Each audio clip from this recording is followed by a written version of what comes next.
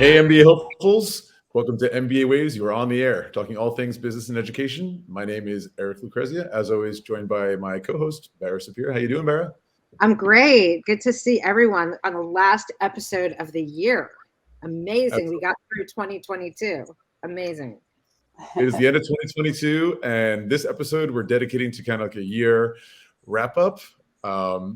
This episode's title is New Year's Resolutions, Making Yourself a Better MBA Candidate for 2023. We have some exciting guests joining us today. We have actually 4 guests. And so we're going to go around the room and I'll call you out and let you introduce yourselves. You can say your name, what you do, where you're from, where you're streaming from, and let's do this. So why don't we start with, I don't know, Krithika. Hello, everyone. My name is Krithika, and I'm one of the co-founders at Career Labs. Thanks so much, Eric and Bara, for having me here on MBA Waves. And I'm chiming in all the way from Bangalore. It's close to midnight here, but so excited to be part of this conversation on New Year's resolutions. Awesome. Thanks, Krithika. And Alison, hey, how are you? Hello, everyone. Great to be here. My name is Alison Acerra, and I am phoning in from San Francisco at the moment, but I am based in Austin, Texas. And I am a registered dietitian, functional nutritionist, and nutrition and hormone health coach. And I am happy to be here. Nice. Thanks, Alison. Hey, Jason, how you doing? Hey.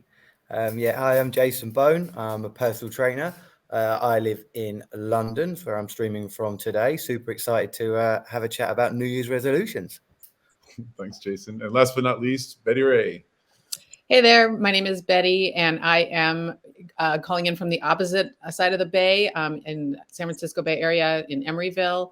I run the Center for Ritual Design, where I'm a life transition coach, working specifically with people in life transitions and creating rituals to help them integrate those transitions more mindfully and more effectively. We are truly global today. Truly global today. We've got India, France, UK, and 3 in the US. Awesome. So we thought we'd kick off the episode just by sharing our own New Year's resolutions. Why don't we go in reverse order? We just presented each other. Betty, what is your New Year's resolution for 2023? Well, I have to say I don't love the word resolution, and I use instead the word intention because resolution can be really binary, yes or no. If you fail, you fall off the truck, and then you're not doing it anymore. So my intentions are to write every day, to meditate, and to do some speaking engagements once a month. Nice. So kind of space them out. Time, kind of a weekly one, a daily one, and a monthly one. That's good. It's a good way to think about it, like in terms of goal setting, right? Something you can do very regular, semi-regularly, and then long term. Exactly. All right, Jay, what do you got? Well, do you know what I like to set fairly simple tasks when it comes to something like this. I mean, I agree with what you say about intentions and setting resolutions. If you fail, you feel like you failed. So my kind of thought was this year's been pretty tough. So I've kind of put self-affirmations of, when you're kind of setting your goals and you're always kind of looking forward, which is important. But I also think it's important to remind yourself of what you've achieved, what you've gone through, the battles you've gone through, and what you're able to achieve in the future as well. I think I don't do enough of it personally, and I'm pretty sure most people don't either. No. Nice. All right, Alison. Yeah, I like to think of what most people call resolutions as commitments to myself. And so when I think about what I want to commit to in my future, it feels empowering. It feels like there's something really beautiful about committing back to me and my future. And so for me, it's really about what I can do to continue to build more energy. And I know that when I have just massive amounts of energy, that I feel just unstoppable. I feel really connected to myself. I feel connected to other people. And so for me, building energy is just having a very consistent mindset practice, journaling, meditation. And for me, it's just kind of building more movement into my day that actually helps me build more energy and really kind of stay focused and clear in my mind and my body. And sleep is always a really important one. So I'm committing to all of the things. Do not get enough of that myself. Krithika. All right, so I'm going to keep it simple. I wanted to try something. Resolution always scared me because, you're resolving something. That's how it felt before. But this time, I want the resolutions to last past January 31st, 2023. And therefore, I'm going to keep it simple with three words, ABC. For me, A means action, like a bias for action. B is for balance. I need to seek more balance between work and life, and I want to integrate work into my life. And three is the C is for connection because I really want to invest more time in connecting. So I want these three words to guide me towards whatever I take up. And I'm going to say no to everything else that do not fall into this. That's a good idea, setting limits and boundaries. Bara on the Bay, what you got? I'm so excited that there's all these Bay people here today, by the way. I just want to call out to my peeps in the Bay. So the two things that are coming that are live for me, one is that I want to be more intentional, right? Like I just want to have just have a little bit more pause and more mindfulness in the moments. And I also want to integrate more creativity. When I lived in New York, I was living as an artist more than an educator and a business owner. And so weekly, I'd like to produce something. It could just be writing. It could be something visual. It could be curriculum around creativity. But I want my moments to be intentional and sort of fertile with creativity as well. So I'm sort of keeping it simple, but very, very rich, very, very open. That's where I'm at. How about you, Eric? Where are you at with between like coaching and MBA Waves and the book series I've been working on, and I'm trying to stay like healthy and see friends and family, it's like I just find myself I'm all over the place and I need to be more structured. And the word that comes to mind is discipline. So my intention, not resolution, is being more disciplined. And I'm going to achieve that with meditation. I think that starting your day, it's a bit weird. Like you've just woken up and it's like, I've been rested. I'm going to go sit there and be quiet for 20 minutes. But yes, it like gets your brain while it's awake to start your day, I think, in the right mindset and have that discipline. And then like, I want to do it twice a day. I'm going to do like an afternoon one too, to like kind of bring it back, a little siesta maybe. So yeah. Eric, you added a D to my ABC. Yeah. You don't have too many letters though. I just want to remind everyone who's watching, listening today, you can ask any of these fantastic guests any questions you might have. You can write them into the comments and be happy to answer them. And speaking of which, we have such not only a diverse, like geographically set of guests, but like in various, we got like body, mind, and soul here. The nutritionist, the trainer, and ritual designer. So that said, I mean, MBA Waves is all about people who are thinking about going for an MBA program, who are in the process of applying, who may have questions, doubts, who want to gain some insights. That's what it's all about on MBA Waves. So that's what it's all going to connect back to. So that said, I wanted to get into some of the questions that Krithika, you had some things you wanted to ask off the bat, I think, right? Yes, yeah, I would love to kick this off. So one of the things that I always think of when we look at MBA hopefuls is that they have to balance a side project like the MBA application journey along with everything else that's going on in their lives. So my question to Alison, Betty, and Jason would be like, what are some ways that people could balance this extra project along with, which is also very, very intense because it's not a short ride. It's going to be there for quite some time, for at least 6 months. So how can they take this kind of a project along with literally the rest of their lives? So like integrating this new project of applying for an MBA into an already busy life, right? Right, yeah. So yeah, by the way, just to say for the panelists, any question is fair game for any of you. Any of you who wants to answer, feel free to jump in. I can start with the exercise side of things. Obviously, it is very difficult. Like a lot. If I think back of my clients that are extremely busy, quite often having to juggle their work and lifestyle, families, and also getting exercise is very difficult. But I think the best thing to do is to start something small. Create a habit.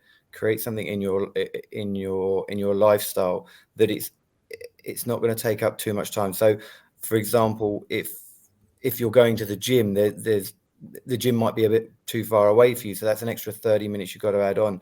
So I would probably get people to start off with a 20-minute workout that's on YouTube or something similar, something that's achievable that you can do in 20-30 minutes. Make that part of your life, and then as you kind of improve on it and you start to enjoy it and you realize the benefits of it, you can kind of create a little bit more time as you go on. Like that slow build.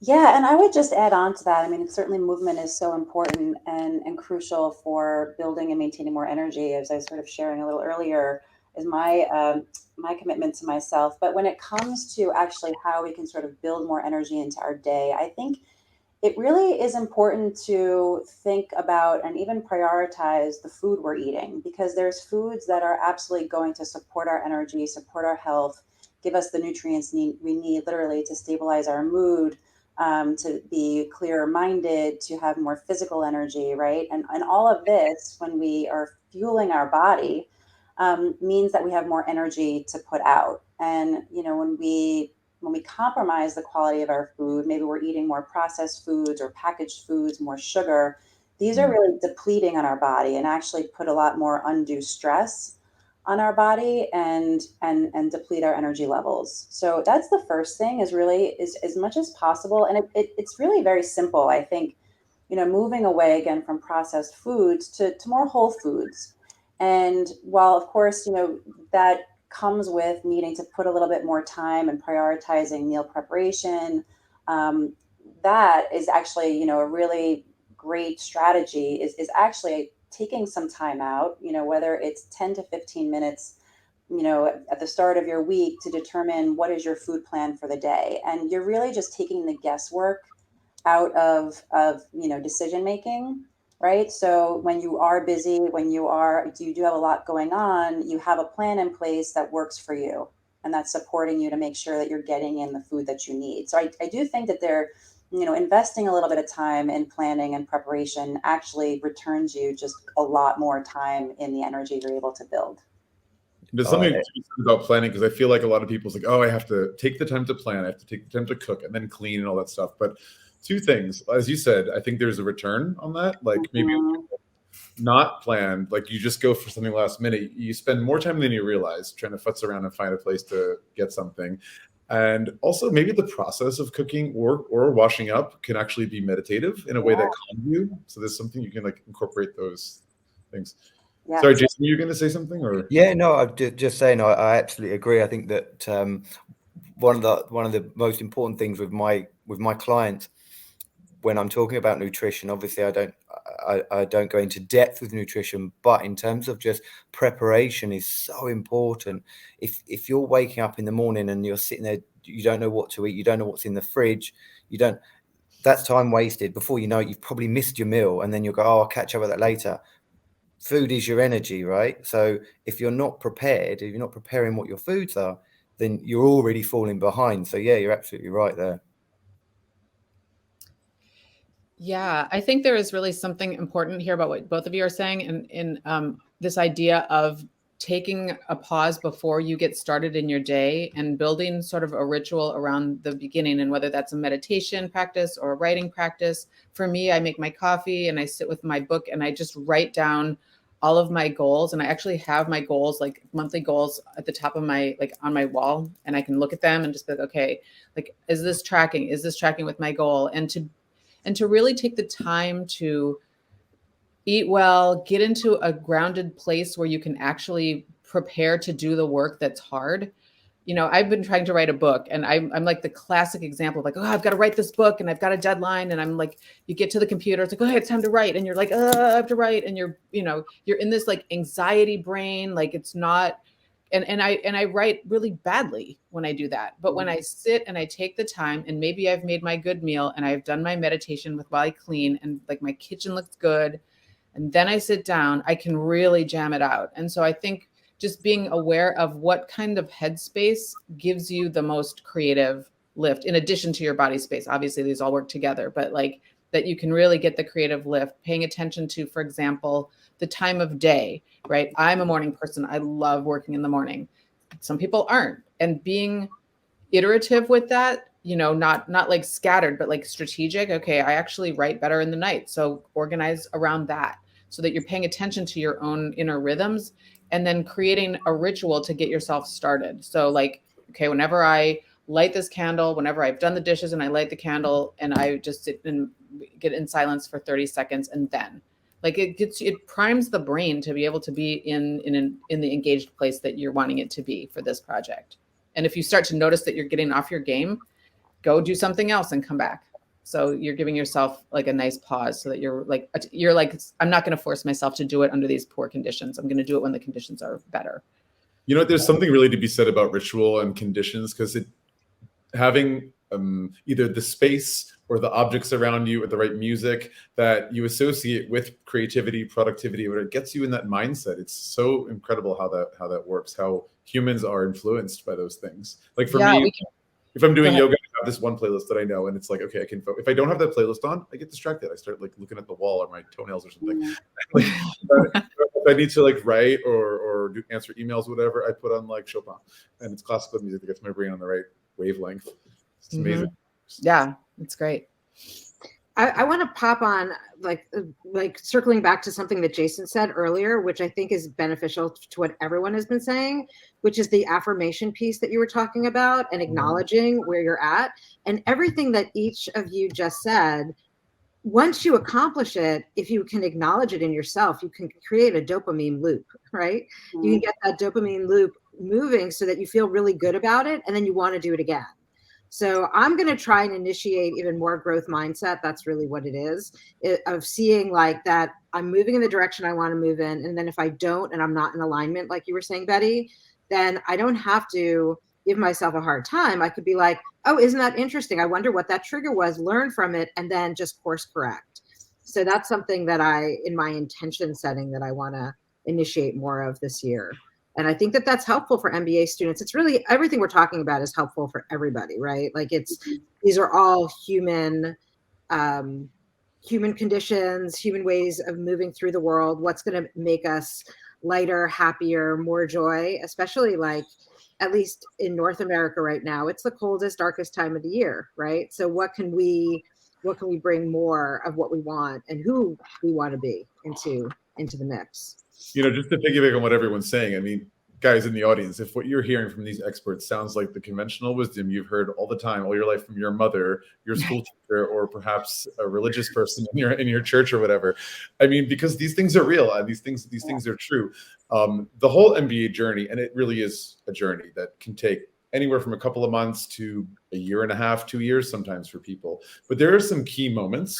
Think about the GMAT in particular, where you really want to be on your game. This is really Bara's expertise. Yes, you do. Right?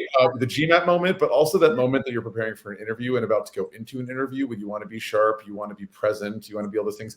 I'm thinking, like, just to go a little bit deeper with our three guest panelists today, what are some either perhaps exercises you can do, whether it be body or spirit, or foods you can, very specific, like foods you might want to go for to be ready for taking a test, like a 3.5 hour GMAT exam, or being ready for an interview? Who wants to take it?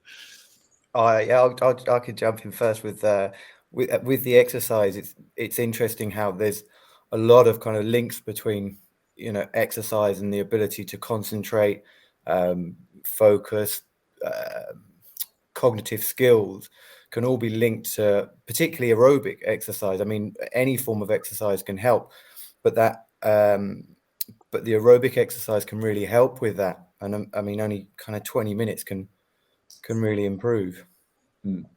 I've heard, like, having just like short spurts of exercise, maybe once or twice a day, or every day, having a short exercise versus like an hour and a half once or twice a week. Yeah, I mean, there's definitely kind of studies that show that just 20 minutes a day. I mean, you say just 20 minutes. I just did a 20-minute workout before I came on here, and it really woke me up. I mean, I've had a fairly busy day, and I was kind of like, right, okay, I need to get my training in. I mean, a 20-minute HIIT workout, you get a sweat on, like, it's quite tough. If you're again going back to preparation, if you're prepared and you know what you've got to do, the moment you walk into the gym, or you start your YouTube, or whatever you're doing. If you're prepared, you know what you've got to do, you can walk in, do your warm up, do your workout, 15, 20 minutes, and stretch, and you're out. And you're the energy that you feel, the focus that you feel from that, it really is. I mean, I personally don't find anything better, but I'm sure others maybe. So Jason, I have a question here for you. So yeah, it's great that you have like small workouts you suggest small workouts, but what about people who always give you the excuse that, hey, I don't have the time. I'm already stressed out and I already have too many things going on. Yeah, look, I mean, that's a difficult one. It's either kind of, it's difficult to say you've always got to make time, because as you say, it's hard. But if someone's stressed, that takes up time. So if there's a way that you can, as I said, like 10 minutes, if you said, right, okay, walking is a great stress release. Okay. So if you can say to yourself, right, okay, do you know what? I'm not going to get the tube, or I'm going to walk that extra bit, or I'm going to walk to the next tube, something like that.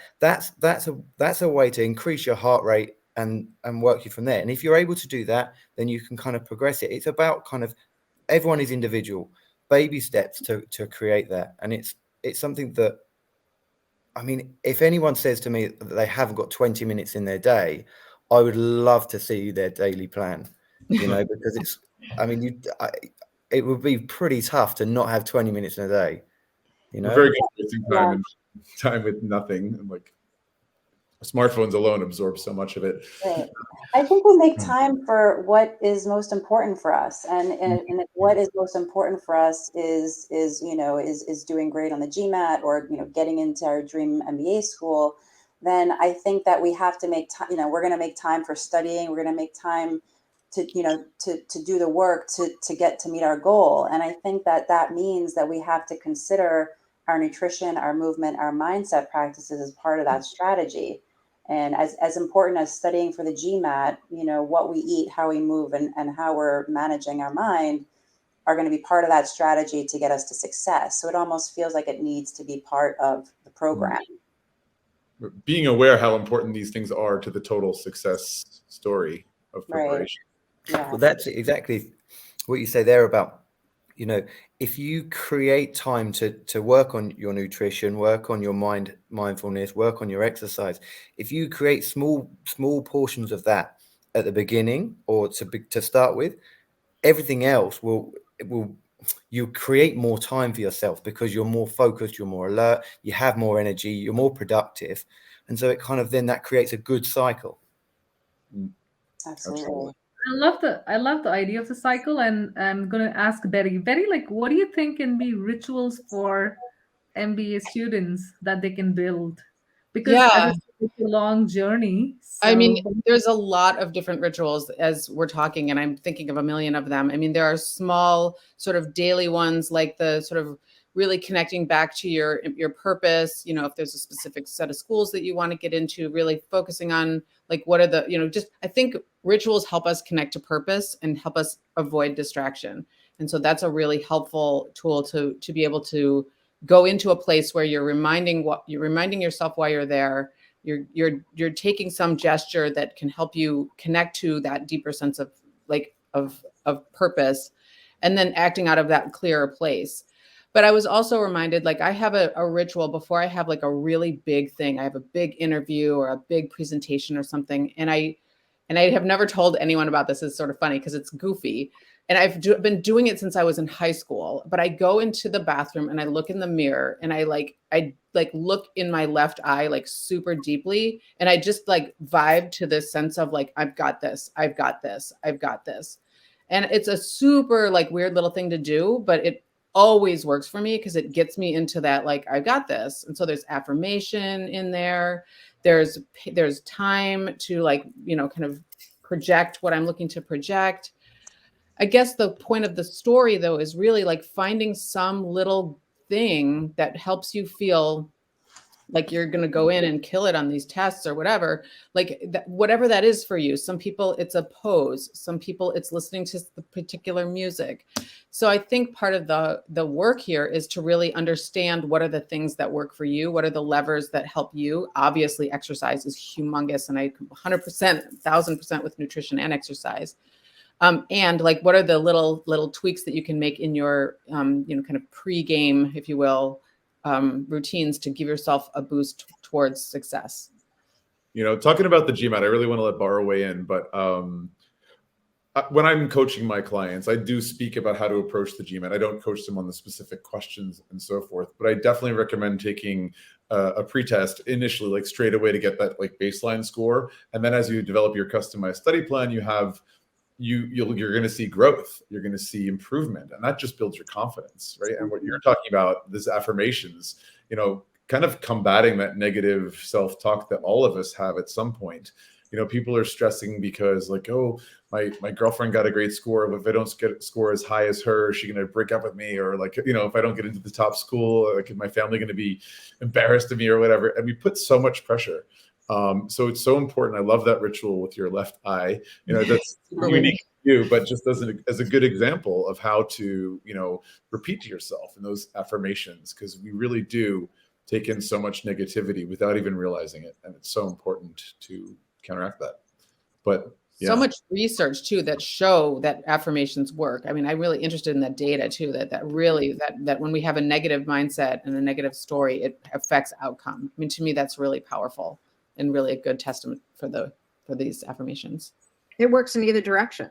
Yeah, exactly. Right? And so if we have a proclivity, or we've been trained, or we have this we were taught formatively to like think negatively about ourselves, or to think negatively about how we show up for something, then we actually have to actively and intentionally just short circuit that loop to create something positive. And the small wins make so much sense. And I know that often on MBA Waves I do talk about dogs and you hear them. And I got to tell you, I just got this new foster, and I've done all the things that you guys are talking about, besides the spiritual, in the sense that I'm giving it a warm home, I'm giving it love, I'm giving it positive reinforcement. If the food has totally changed, they totally are de-stressed. And I'm seeing in a week and a half in an animal, like I'm just using this as my research, and everything that you're talking about for humans and MBA students, I'm seeing in this foster dog, Murph Ball, I call him Murphy, like, his skin is clearing up. He looks like a completely different dog. Like, he's coming into himself. So if it could happen that easily with a creature, it's happening to us too, even if we don't see those changes happening, right? Like, every meal is a small step. Every non-processed food choice, you don't make that choice. You're making a step in the direction you want to go in. And it has a cumulative effect. So just needed to put a cameo of Murphy in, because I've really noticed it in the past week and a half. It's just a complete transformation, and that happens to us too. Murph Ball is going to kill that GMAT. Alison, I want to ask you, speaking of food and nutrition, like, what are some things we can consider for a reboot? Like, why cleanses work or do not work? What's your take on that? A lot of people are into these fads, I guess. I don't know. What do you think? Yeah. No, I think it's a great question. It certainly is timely as we're moving into the new year here. So I think that, this doesn't have to be complicated. And I think we tend to make nutrition very complicated. I mean, my first response is where is the individual at, in terms of the, what kind of choices are they making, generally speaking? Like, how would they sort of, describe the quality of their diet, right? And that's their starting place. So many people who might be leaning into processed foods, a lot of sugar, like we're talking about, just making the shift to whole foods, right, will have a dramatic improvement on their overall health. And that in itself will be the reboot. And not even necessarily needing to shift from one to the other 100%, right? It's gradual, it's sort of on a gradient. But you'll notice that as you make slow changes, as Bara is speaking to, like, you can really reap some pretty incredible benefits pretty quickly. So I think, when it comes to these real intensive cleanses where we're going lemon water cayenne cleanses and things, I don't think that they're necessary. And in fact, our liver really needs some vital nutrients to detoxify our blood and move things to elimination. So we need good nutrition. And so this means that we don't have to go to extremes, to get the reboot we needed. I mean, some things as simple as drinking water. I mean, we say it's the most simplest, healthy behavior we can have, and yet most of us are still not drinking enough water. So, easily minimum 2, 3, 4 liters of water a day is really what we need. And you can recognize if you've been a little dehydrated, you drink some water, and all of a sudden, wow, like your brain perks up. You have more energy, right? So hydration is super key. I think that just getting like a reboot of, and especially coming off the holidays where there's like a lot of indulgent meals maybe and parties and alcohol, etc. It's getting back to basics, getting back to consistent meal times, right? Not skipping meals, not going long hours without eating, because what we're trying to do is balance blood sugars again. And when we have those balanced blood sugars, then we can get control of our cravings, our appetite. We can build more energy, not kind of have those mood and energy crashes. So meal consistency, making sure we're getting in, a lot of really good quality protein, getting in those deep green leafy vegetables, which themselves are going to really support liver detox pathways. These are really basic things that we can all do, and they really can have a pretty dramatic benefit. Now, there are some really good benefits too to intermittent fasting for those of you, out there who are interested and curious. So intermittent fasting, there's lots of different ways you can do it. It's not necessarily about energy or calorie restriction as a whole. It's really about, just sort of taking the calories that you need and limiting the time of day that you eat them. And it really does actually give your gut a rest. It really, it helps digestion, sort of, it gives your digestive system, that a bit of that rest. It helps to improve insulin sensitivity, to help balance blood sugars. So Immune system boosting, I've heard as well. What's that? Immune boosting, like immune system boosting. Yeah, absolutely. And how long do you fast for in an intermittent fasting period? What's that? How long do you recommend people fast for intermittent fasting? It really depends on the person, and it depends, you wouldn't go immediately to a 24-hour fast. I would say, to start off, a really good place to be would be like a 12-hour fast. So, stop eating at 8 p.m., have your first meal again at 8 a.m. I mean, it's a pretty doable 12-hour overnight. There's 16-8 where you're fasting for 16 hours, eating for, in the 8-hour time frame. So there's different ways you can do it. And I think you want to kind of build up to longer fasts and just sort of assess your tolerance to it.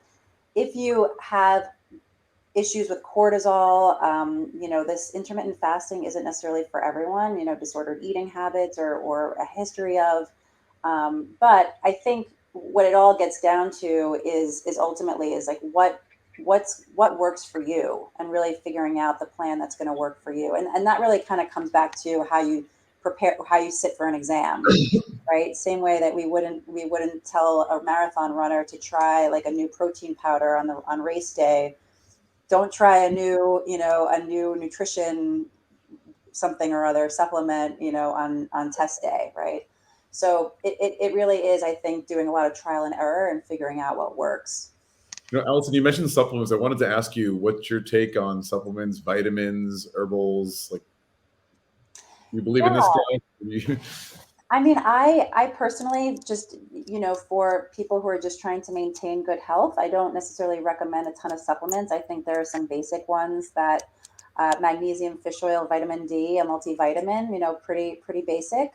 If I'm working with someone who has a lot of issues with their hormone imbalances, then I definitely look to herbs and supplements, but that's a whole another conversation. So, they have a place. I think, you want to do your research and understand the real therapeutic effects of the supplement. What's the therapeutic dose? Make sure that you're looking to the science to inform your decision. And then, I think we want to make sure that we are absorbing the benefit of the supplement. We need to have healthy digestion. If we're not digesting our food, we're not digesting our supplements. So I think there's some, different considerations, but basic supplementation, just a few of those that I mentioned, I think are good foundation. And if I may, Jason, obviously working in sports fitness, I mean, like supplements are a big topic, but not necessarily somebody who's looking to bodybuild, but somebody who is trying to maintain a good level of health and balance, especially throughout this intense period of MBA application cycle. Are there any supplements that you recommend, or not really? Well, yeah, it's do you know what's interesting? As I've gone, when I was young, I mean, I've been in the industry for 15 years now, and I think when I first started, I was big hot on, getting my clients to have all the supplements and they needed. And then I found out that, as I went on, I kind of realized that as long as if they can get their supplements from their actual food, then they don't need that many supplements. As you said, it depends on the person and what they might be lacking. I mean, I have two supplements. I have a ZMA in the evening, which I don't know whether it's a placebo, but it tends to help me sleep. So it could be, I don't know. But if it helps me sleep, then it works. And I have protein. I have a protein shake in the morning, and then a protein shake after I've trained. For me, it's more for timing. So it's so quick and simple. I put banana, oats, peanut butter, milk, and protein powder. It tastes amazing. It's quick and simple, and it increases my daily protein intake, which is what I need. After I've trained as well, I had my protein shake afterwards. I mean, there's different theories about whether or not there's that 30-minute window, which we were told when I was young, you had 30 minutes to get your protein in after training, which now is actually a myth. And I think it was put out there by the supplement kings. I don't know. But it worked. Everyone bought protein powders and things. But listen, as I said, if there's timing, right? So people are short on time. So if they're lacking a certain supplement, protein, then I think that it's worthwhile just adding that into your nutrition. Nice. Yeah, I like what you're saying, Jason and Alison, in the sense that these are small things that people can do, and there's no one recipe or one solution for everybody. And it just like our MBA applications, we always say that everything is unique. So go as per what you feel is right and present the Apart from right. water, you're spot on with the water. Everyone needs water. I have a pint every morning, and I got Eric to do it actually. It's true. I did get that. Yeah, pint first thing in the morning. Yeah, and I always thought that diets should come with this warning saying that, do not do this unless you have like supervision.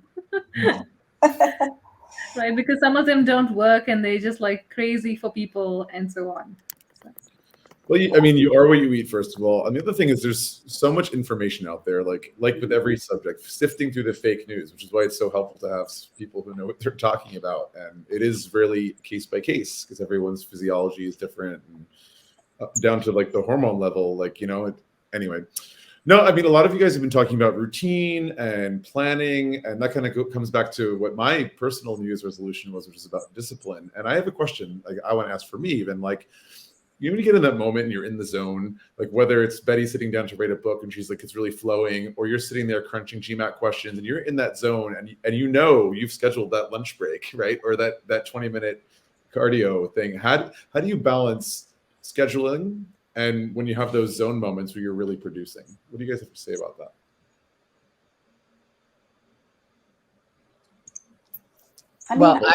Go ahead.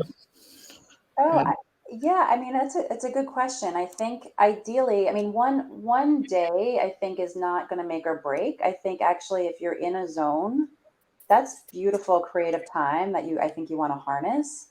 And then if you ideally there's some flexibility that you're able to kind of incorporate into your day so that if that workout doesn't happen, at that time because you're in a flow state, that you have 30 minutes later on where you can plug it in.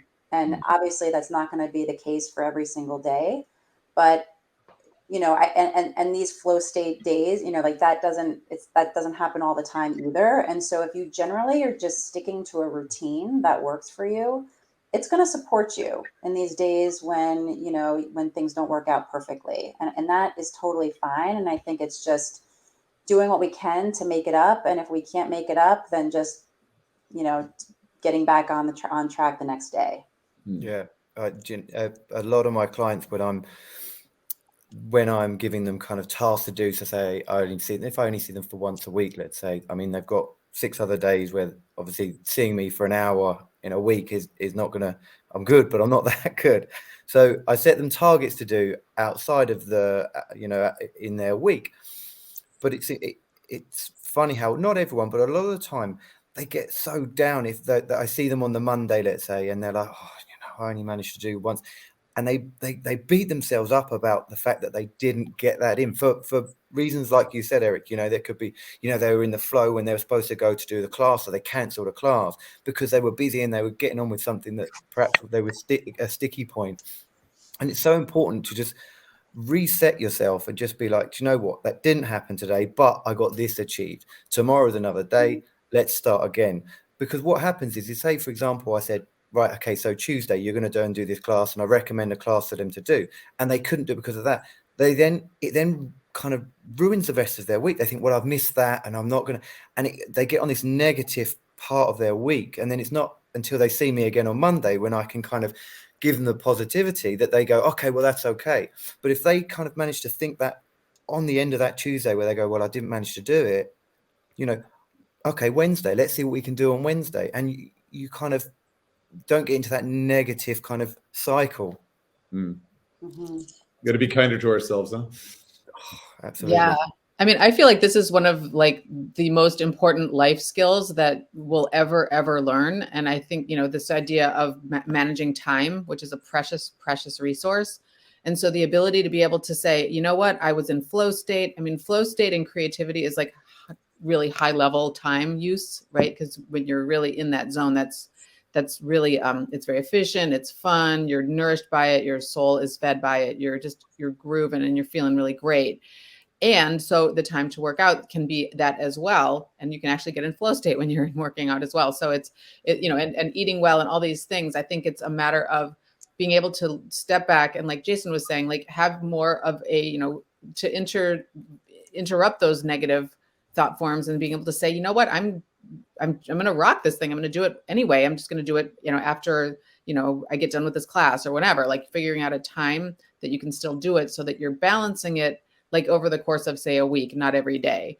And that the growth mindset piece of, well, I didn't do it today and I can still do it tomorrow, is really, I think the core benefit here is to be able to do that. And then, and have those flow state moments and be flexible. So structure and flexibility is a constant tension in life. And I think when we can figure out how to work that tension and balance it, that's a great life skill. That is really hard, and it's hard. So it's, it takes practice. It's not going to be like easy peasy for everyone. It can be a lot of work.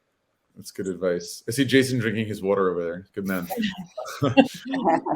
I have my really bad coffee right here. I haven't been drinking it because I'm embarrassed. I don't have water in here.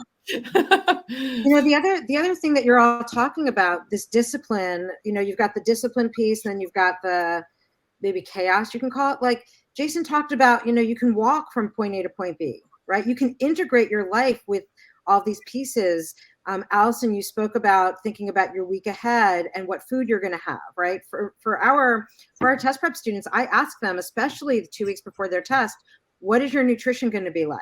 What is that going to look like? Because if you can't make your food ahead of time and know that you're going to have good meals, then I tell them to order those, boxes from these really healthy alternatives. Like, great, have someone else make them, but have them be whole food, right? Set yourself up for success. Set yourself up in that discipline piece that you're looking for, Eric, right? Like, how do you set the parameters, the boundaries, the saying no, Krithika, right? How do you say no to all of the not grabbing something from a vending machine, right? Versus, just thinking about just a little bit of pre-planning is useful, even especially I would imagine, and I'd love to hear what you have to say about it, when you're trying to turn something into a habit or turn something into a ritual, you know, making the choice of going up the stairs instead of the elevator, right? If it's a reasonable number of stairs, like, how do we bring that intention? And I think,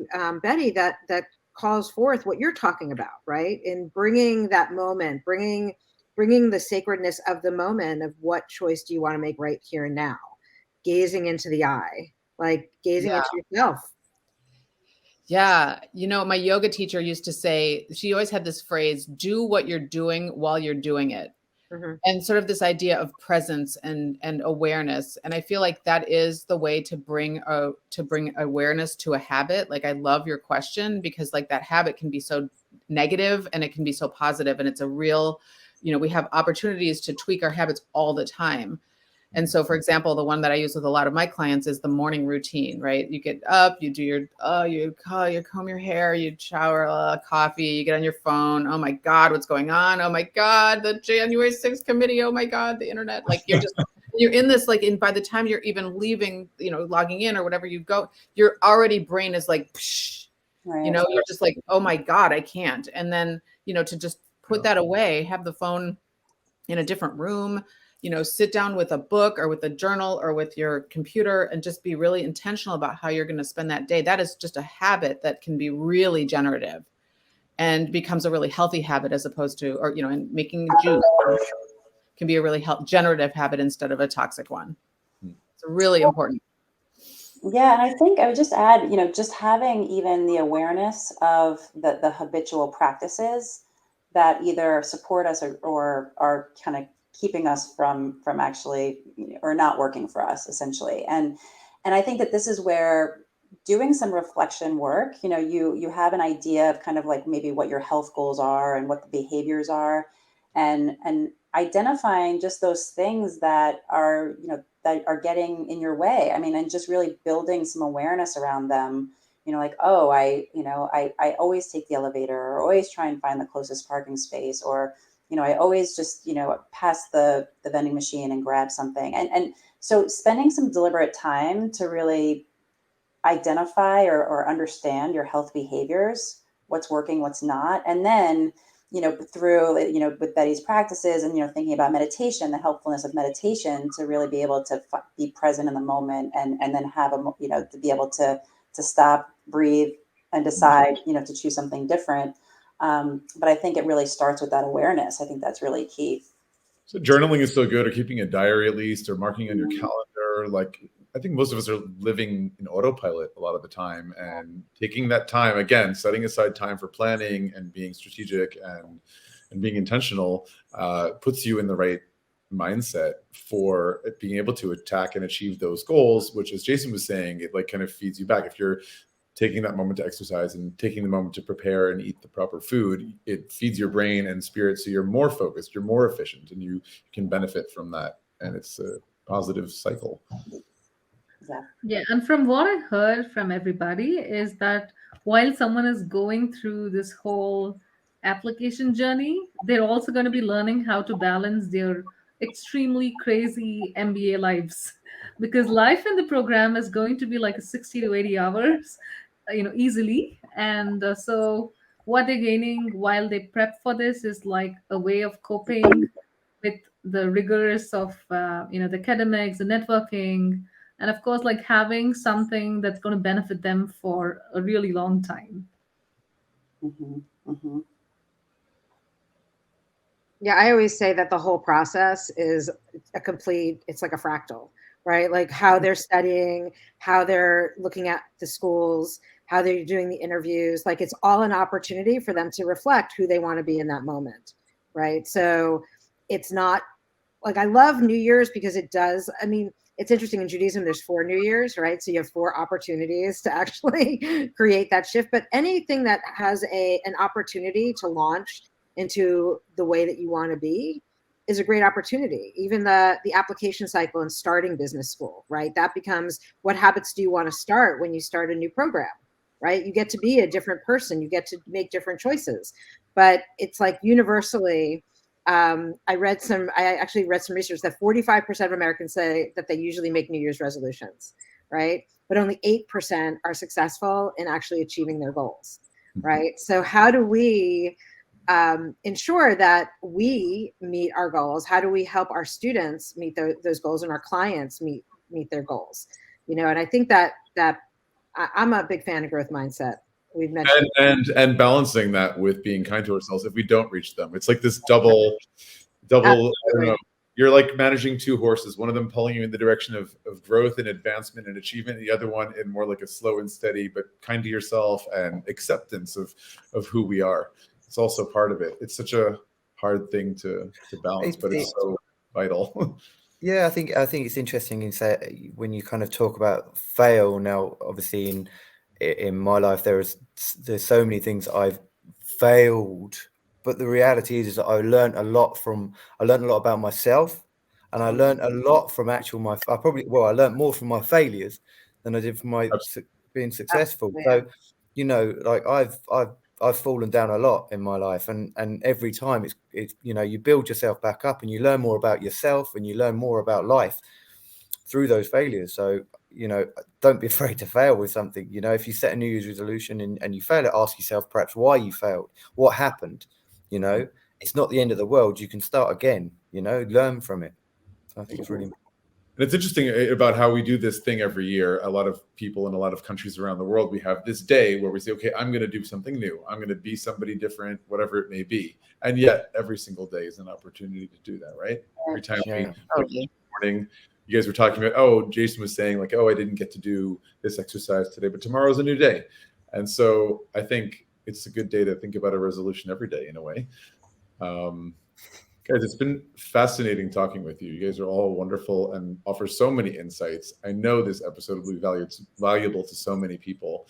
Any last bit of advice? We have just a couple of minutes left before we got to wrap it up for today. So for anyone who's going for the MBA, preparing those GMAT tests or going for an interview, anything you want to add, a final bit of advice or well wish for 2023? Well, embrace failure as a learning. That embracing is just so important forever in the rest of your life. You know, if it doesn't work out, then what? Then keep going, and it's a great piece of data. 100%. Yeah. I think that there's no such thing as perfection, and we really have to remind ourselves that, you know, there's good enough, and that perfection is just a goal that's unsustainable and really not achievable. And you know, what is good enough, and how can we continue to show up in the best way what we can with what's available to us. And so I think losing perfection, maybe that's a New Year's intention, is resolving to just let go of perfection. Letting go of perfection, which doesn't exist anyway. It's an illusion. Jay, anything to add? I think with regards to kind of not being afraid to fail, and if you do, you know, learn from that, and that's probably the best thing you can do. You learn so much from actually, you know, putting yourself out there. And like example for me, this is the first time I've done a podcast. You know, like, and I was nervous about it, but do you know, it was kind of like, do you know what, I'm going to do this. Obviously, my job is one-to-one with people, personal training, so this is completely out of my comfort zone, but I've really enjoyed it, you know. And it's kind of like I may have messed up a few slurring or something, I don't know, but I've really enjoyed this, and it's been so good to meet these people as well, and I've learned from this, so it's fantastic. So, you know, don't be afraid to try something and fail. Every day's a school day. Pouring yourself once a day is not a bad thing, right? Like doing something every day that's out of your comfort zone is actually just that energy that Alison was talking about. That gives me energy when I'm scared, man. Like that just gets my energy up. So congratulations. I love that. You have a challenge shot from trying something new, right? Yeah. And I want to probably leave people with this quote that I really love from James Clear. You know, he says that you do not raise to the level of your goals, but you fall down to the systems that you have. So one thing I would want people to tell, that if you're going to embark on this long journey, be very clear about the systems that you have in place to cushion your fall, because you are going to fall. It doesn't happen without you falling in it, but that's why you have all the support around. And I would also say, please enjoy the process, because I feel that a lot of people are so anxious and they miss the main point, which is like basically transformation. So I would say that, focus on transformation with focusing on enjoying the process, and not really like thinking about, I want to get into this school or that school, always having that anxiety, which kinds of, makes it all messy, like how Betty said in the beginning, right? So you just want to enjoy the process. I guess I will add one thing too before we wrap it up, and it comes back to conventional wisdom, which I think what this is all about anyway, just a very eloquently said version of it. But that old parable of the strength to change the things about you that you can, the solace to accept the things you can't, and the wisdom to know the difference. So in terms of growth mindset and progress and growing your career, getting to the top MBA program and having an amazing career afterwards, that's what it's about, right? It's about balancing those things. Once again, thank you guys all for joining us today. It's been super insightful, super fun. And I wish you all a happy new year, happy holidays, happy new year. And for those of us listening, MBA Waves is taking a break off next week. And we'll be starting off the year. We're putting together an exciting program of all new episodes, themes, topics, guests, and top business schools that will be joining us on MBA Waves. So happy holidays, happy new year, and see you all in 2023 on MBA Waves. Bye. Bye. Thank you. Yeah, thanks very much.